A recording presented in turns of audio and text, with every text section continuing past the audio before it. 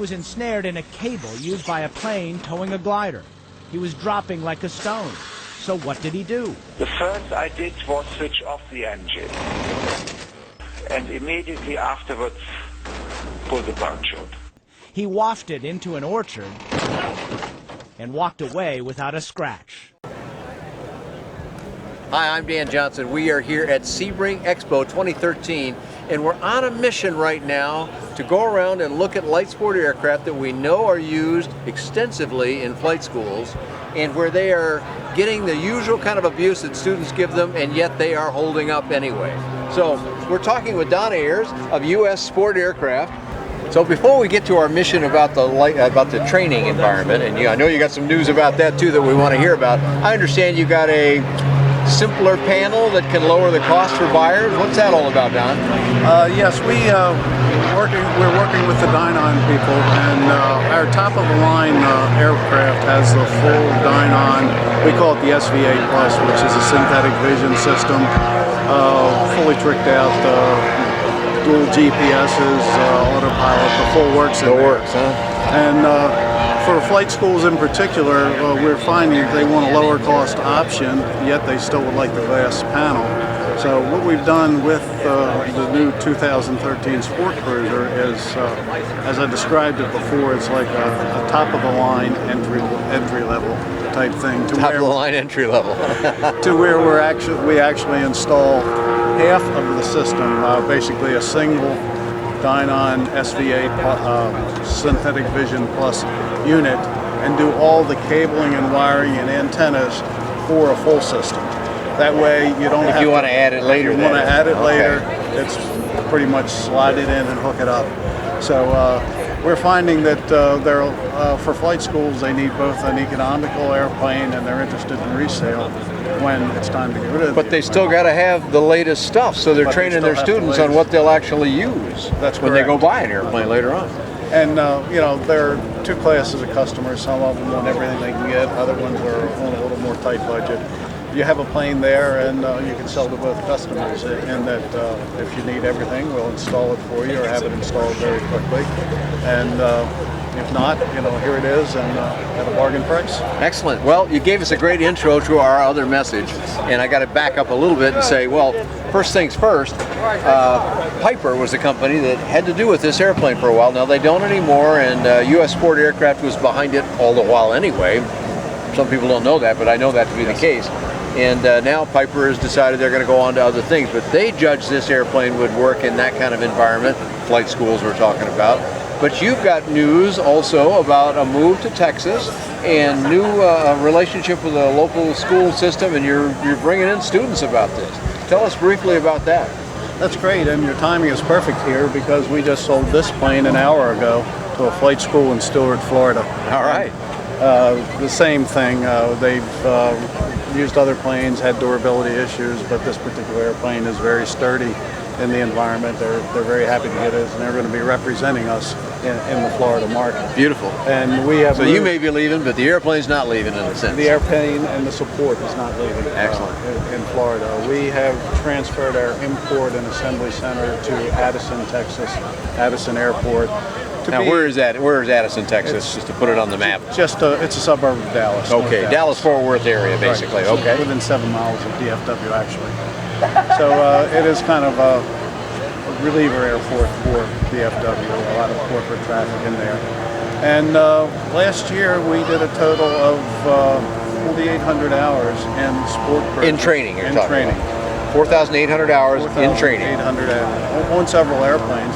Typically we get rid of them after about 500 hours, but we've got planes with as many as 921 Delta has over 1,200 hours. Okay, one airplane now. This is kind of what we want to focus on. A single airplane with 1,200 hours on it, and how's it holding up, Don? It's like it's brand new. Of course, you already know the Rotax is pretty much bulletproof. A 1,600-hour engine runs just like a brand new one. As far as the usual thing with some light sports or landing gear issues, we have none of that. This particular airplane, as I said, 1,200 plus hours on the airframe, hasn't had a single landing gear issue at all. Is that right? Wow. So that speaks well of it, but You know, if a student's going to be allowed to do what a student has to do, which is make mistakes, there's going to be a hard landing every now and then. You've already had those, I'm sure, in 1,200 hours. But maintenance, if it is needed, do you have parts? Can it be done by what kind of people? We have parts in stock. We ship them out within 24 hours. Main gear it's basically 2 main gears and the nose wheel, and they're very reasonable in cost. Yeah, you're going to have hard landings once in a while. Bound to happen. It does on any airplane. Doesn't matter what classification it is. Also, it's cheap to replace it if you have to. But they do hold up. They do hold up. The point is they hold up. Some people have said, and we've repeated this with some other aircraft manufacturers who are also giving us this kind of support on their products, that, well, yes, an owner who takes meticulous care and flies carefully and knows how to fly, sure, those will hold up. Everybody agrees. That's true with any kind of aircraft or vehicle. But in a flight school environment, when they hold up, well, that means more. And there are those that say, we've heard them on broadcasts on other publications, that they just won't hold up in that environment, and you have proof that they will. We do. As I said, typically we run the planes, well, our model is to try and sell them after about 500 hours, but quite often we get well over 1,000 hours on the airplane, on a particular airplane with no issues.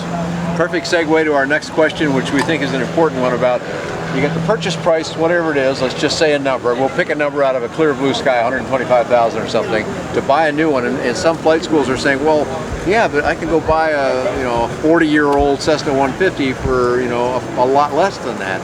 Well, yes, they can do that, but you're not going to get the same thing. First of all, it won't be as efficient, it won't be as modern and spacious, it won't have this engine on it, it'll cost more to run. There's a lot of reasons why that may not be your best choice. But then there's the purchase cost and the resale.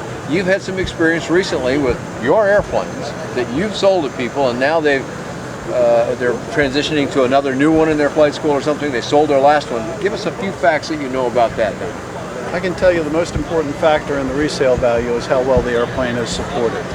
Does the company have maintenance facilities, parts available in the country? And fortunately, we've turned that corner. As I said, we can ship parts out within 24 hours.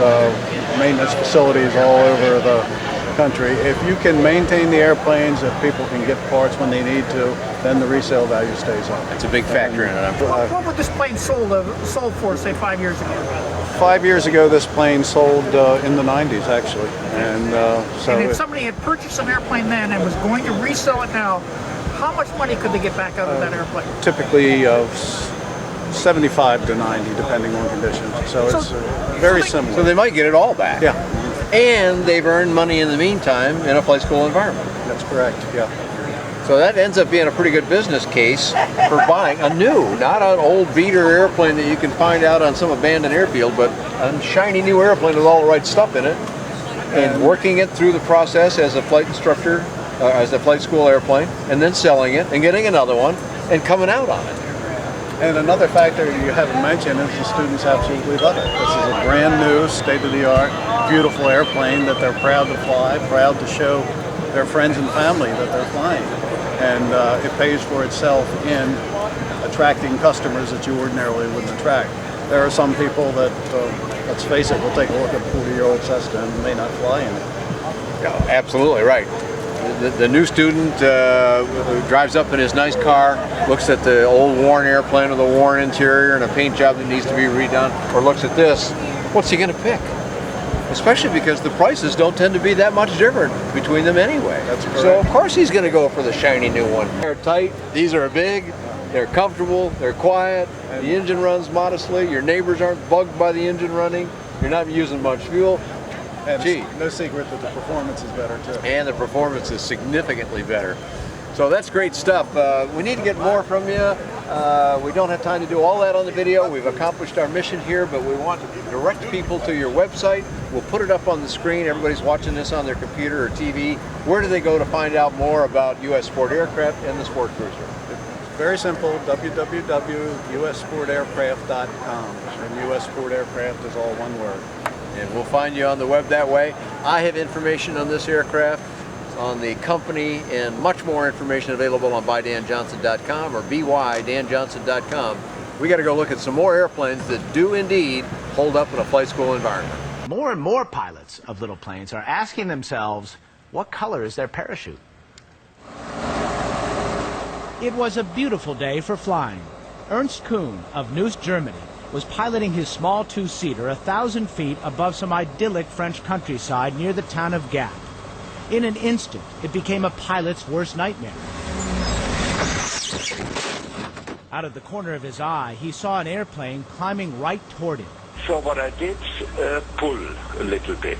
Then when you see the video, something happened. I believe it was a rope in my propeller. It sure was. He was ensnared in a cable used by a plane towing a glider. He was dropping like a stone. So what did he do? The first I did was switch off the engine. And immediately afterwards, pull the parachute. A parachute not just for him, but for his whole plane. He wafted into an orchard and walked away without a scratch. I can't understand how it was so, but it was so. It was a moment with, I think, very, very much adrenaline. Ernst was saved by a rocket-propelled parachute system for airplanes made by Ballistic Recovery Systems of St. Paul, Minnesota. The company claims the chutes have saved 199 lives. Cirrus Designs is the first company to build general aviation airplanes with BRS parachutes as standard equipment. And Ernst rebuilt his little bird himself. And of course, installed a new chute before he took flight again. Do you think that you are alive today because of that parachute? Yes, 100%. 100%. Parachutes cost between $3,000 and $20,000, depending on which plane you're putting it into. Of course, when you ask Ernst about worth every penny. You know, it's like the credit card commercial. Priceless, right?